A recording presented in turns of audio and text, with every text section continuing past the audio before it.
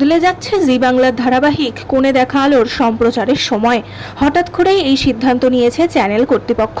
কারণ আসছে দুটি ধারাবাহিক, বাঘিনী ও সতীনাথ কালীঘাট। এর মধ্যে সতীপীঠ কালীঘাটের সম্প্রচারের সময় প্রকাশ্যে এসেছে। জানা যাচ্ছে আগামী 24শে আগস্ট থেকে এই মেগা সম্প্রচারিত হবে রাত 9:30টায়। এই সময়ে এতদিন দর্শক দেখেছেন কোণে দেখা আলো ধারাবাহিকটি। এবার জানা যাচ্ছে 24 আগস্ট থেকে নতুন সময়ে সম্প্রচারিত হবে এই মেগা। টাইম স্লট এগিয়ে যাচ্ছে লাজু অনুভবের গল্পের। এখন থেকে বিকেল 5:30টার সময় দেখা যাবে এই মেগাকে। ইতিমধ্যেই প্রকাশ্যে এসেছে কোণে দেখা আলোর নতুন প্রোমো।